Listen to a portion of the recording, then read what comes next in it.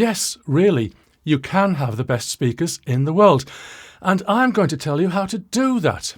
You're going to have to spend some money. Sorry about that, but if you consider that you could pay up to $500,000 for some very good speakers, and they wouldn't be the best in the world, what you will spend will be very good value. I'm going to put it in the cricket ground of £1,000, $1,200, something like that. But you could, if you wanted, spend less and have the best speakers in the world. Or you could spend more and have the best speakers in the world. It's a bit like infinity. Subtract 1 or any number and you still have infinity. Add 1 or any number and you still have infinity. And this is how it will work with your speakers. OK, by now you might suspect I'm keeping something up my sleeve, and yes I am. But there's a degree of truth in what I'm going to say, and I didn't invent this. This idea has been around a very long time. Ready? OK, here we go. The best speakers in the world will be the speakers you build yourself. They will be the best speakers in the world to you. Let that sink in for a bit. I've turned this around from the way it normally works. Normally someone will get the idea to build a pair of speakers, they build them, and when they listen to them, they're better than anything they've ever heard. The best speakers in the world, in fact, for them. Clearly, this is a form of self-delusion, but hey, if it makes people happy, what's not to like? I say this, of course, as someone who has built speakers, several of them, and I'm going to tell you my story. It may be a bit of a ramble at times, but by the end of the video, you will know whether you want to build yours. You will, believe me. My story starts with band speakers. I had a band at school back in the 1970s, or was it the 60s? It was a long time ago. Band equipment back then was thin on the ground and expensive. Very expensive. Young people today don't know how lucky they are.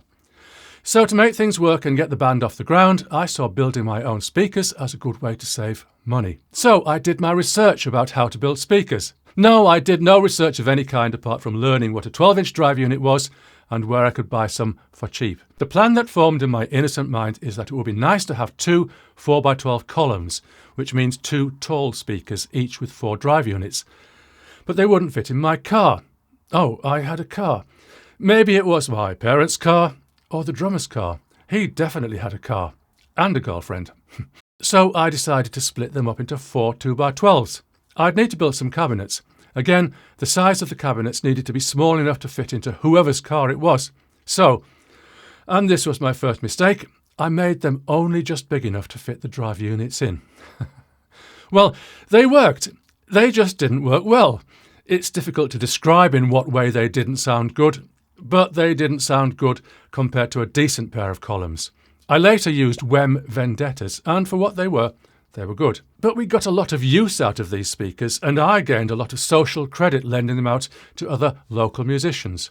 I should have hired them out, but no one had any money, so that wouldn't have worked. Eventually, however, things moved on, and I had a decent pair of HH speakers, so my homemade ones gathered dust. At some later time, quite a lot later I think, I thought it would be good to have a stacked 4x12s, just like Jimi Hendrix, although he was already, sadly, dead by this time. I had a different car, a hatchback, so these speakers could be bigger, and I decided that I'd make them so one would fit in the car. I could just use one, or if it was a special gig, I could make 2 trips. I'd only ever be playing locally. So I made a 4x12 using my old drive units, a big one, bigger than a Marshall or anything like that. When it was finished with its lovely Rexine covering, metal corner protectors, handle and feet, it looked the business. It really looked good, and I was proud of my work. So I plugged my guitar into my amp and the amp into the speaker and blasted out a chord of E major. It sounded terrible, worse than my old 2x12s. I had to get rid of it. So I advertised it in the local paper. I like to be fair, so anyone who bought it would have to hear it first. If they didn't like it, they could walk away. I don't remember getting any more than one response, and that was from a member of the committee of a local working men's club. A working men's club, for those not familiar with the term, is where men go to drink beer in the bar, listen to comedians, singing guitarists and bands in the concert room, and maybe take their wives, if they're allowed in. This is a long time ago. So he came round. I played some music through the speaker, telling him I'd built it myself. As I said, it looked good. It didn't sound good to me, but he liked it and said he'd take the pair. Whoops, he needed two, and I'd only made one. So I said I'd build the other one, and he could take both when they were ready. We settled on that, and a price, and I got my toolkit out. So I built the other 4x12 exactly to the same design. Of course, I had to test it. I plugged in my guitar and amp and whacked out a chord. It sounded fantastic. The best 4x12 in the world. I'd have kept it, but I'd already sold it. Clearly something had gone wrong. What I'd done making the first one was to wire pairs of drive units out of phase. I knew about series parallel wiring, and of course I knew about phase. I just got it wrong by accident. When I fixed it, I had a fantastic stack. Jimmy would have liked it. Anyway, that was that, and the speakers went to the club. I got some money out of it, but importantly, a lot of satisfaction that I had made the best speakers in the world. Let me move on to hi-fi. In my youth, I had a pair of Leek Sandwich 600 speakers. Don't go thinking they're any kind of classic, though the original Sandwich may have been. I remember liking that better, but it had gone out of production. So after some years of use, they had to go, to be replaced by speakers that I would build myself. I'd learned a thing or two in the intervening period, and I knew that speakers have to be designed. There are all kinds of parameters to consider, which I'll mention later, and the cabinet has to be rock solid and well damped. So I built my speakers to a design, designed by Malcolm Jones, ex of KEF, a manufacturer up there in the B&W class. B and W, not BMW, though I had one of those once, twice. The design was called the Tabor, and you can look that up on the web now and find loads of information. You might even find a pair on eBay. Now, these were not the best speakers in the world, even though I built them myself. What I'd say, though, is that they were very good value for the price of the components and materials and for the time I spent building them. I'd have to have spent, I'd guess, 3 times as much to buy something better, ready-made. I used them something around 15 years before I upgraded, so they must have pleased me. Anyway, that's my story. I have made other speakers, but just for practical purposes. You don't need to hear more about me. You want to know how you can make your own speakers, your own best speakers in the world. There are 3 routes to having the best speakers in the world. Route number 1.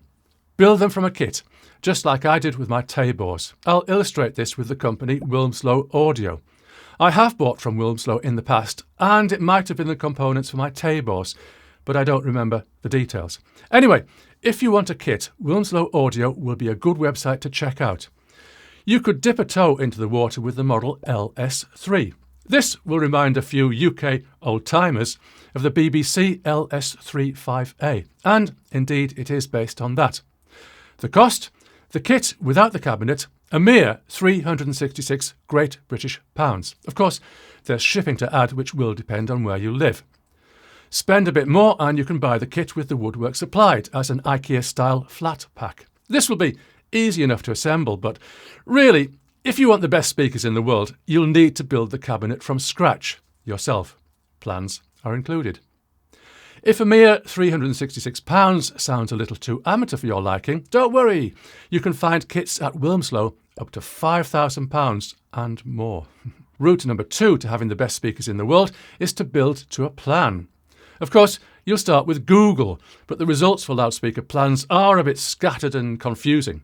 Never mind, it will make your best speakers in the world even better when you've sorted it all out. I've put a few links in the description, but you should really put in some time searching the web for what suits you. The difference between a plan and a kit is that the kit comes to you in one box with all the bits and instructions. It's easy. With a plan, you have to source all the components yourself. Not that there are so many components: the woofer, the tweeter, the mid-range if you're ambitious, and the crossover. Haha, the crossover. Maybe the plan you choose will include a circuit diagram for the crossover and you have to build it yourself. Fear not. Get some practice with a soldering iron. If you're like me, get hold of some extra strong reading glasses and all will be straightforward. And when the conversation turns to building loudspeakers, When you chime in and say you built your crossovers yourself, those who merely built from kits will be in awe. Just going back a bit to the woofer and tweeter, some plans offer you a choice of which drive units to use. Choosing your drive units rather than just being told which to buy will, again, make your best speakers in the world even better. Route 3 to the very, very best of the bestest loudspeakers in the world is to learn how to design speakers. But you're setting yourself quite a task here. So, challenge accepted, you're going to learn from a book, The Loudspeaker Design Cookbook by Vance Dickerson. Of course, there are other sources of information, but I find this book to be both understandable and thorough, which is a tricky compromise to find. What you'll learn from this book will include cabinet designs, enclosure, as is often said, which include closed box, bass reflex, transmission line, the Thiel small parameters, including free air resonant frequency, DC resistance, voice coil inductance, QMS, QES, QTS, VAS, and more. And when you've learned to a sufficient standard, you'll design and build your speakers. Maybe start small, a couple of bookshelf speakers for your workshop, greenhouse, garage or whatever. Then when you've found your confidence, a proper pair of high-fidelity, audiophile class loudspeakers for your listening room. And when, in time, you sit back and listen, you will indeed be listening to the best speakers in the world. See you soon. I thought he said that when he finished his stack, he played an E chord, then F. He did, but then Metallica called and said they'd sue him for copyright if word ever got out.